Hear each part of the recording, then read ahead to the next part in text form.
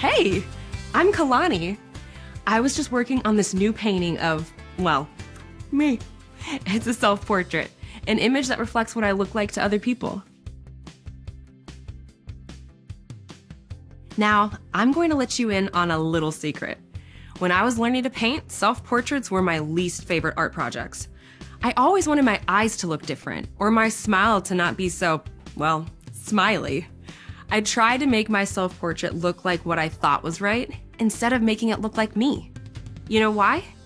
Because I didn't think there was anything special about art that looked like me. I didn't think I was good enough. I wanted to be special like the people I saw posting online or on TV.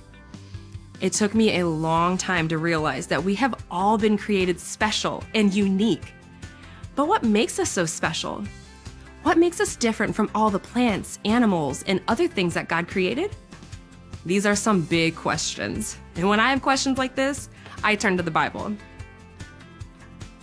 The Bible is God's true message to us about Himself. When we learn about who God is, we also learn about who He made us to be.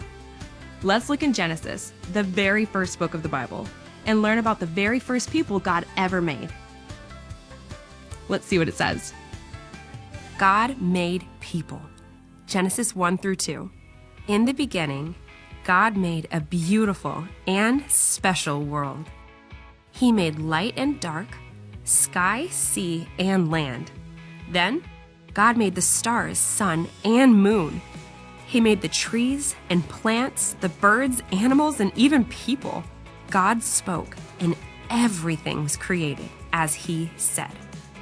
God made everything in the world with such creativity and order. There was a pattern to what God made. Did you catch it? He made light and darkness. Then He made the sun, moon, and stars. He made the sky and water, and then He made the fish and birds to fill it. Lastly, He made the land and then created plants and animals. You see it now? It is all part of His perfect design. But then, God made His most important creation, and He did it differently than anything else. Let's see what it says next. But when God made people, He made them special and different. God said, "Let us make man in our image, according to our likeness." God used dust from the ground to make a man. God breathed life into him. Then God put him into the Garden of Eden to work it and take care of it. God said, "The man should not be alone. I will make a helper for him." So God made animals and brought them to the man. The man named all the animals, but none of the animals were the right kind of helper for the man. So God made the man fall asleep. He took a rib from the man and made a woman. Then He brought her to the man. The man's name was Adam. The woman's name was Eve. She was the perfect helper for Adam. So God created the man and the woman in His very own image. God blessed the man and the woman, and He saw that everything He made was good. God made people in His image. That means all the people who came after Adam and Eve are made in God's image too.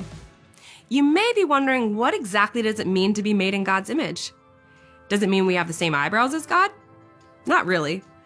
Being made in God's image means there is something unique and special about you that is different from all the other things God made, like trees or birds or the stars.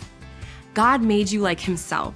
He gave you the ability to make decisions, to have friendships, and be part of a family, and to point others to God. God is creative, and He's given us that same creativity.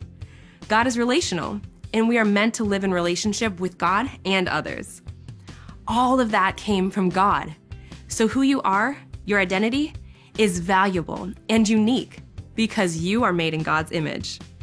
We are made to reflect who God is to everyone He made. When people look at us, they should see a reflection of who God is. So if you ever start doubting what makes you special, look to God for the answer, to learn more about Him and who He made you to be. Unique, valuable, special, remarkable.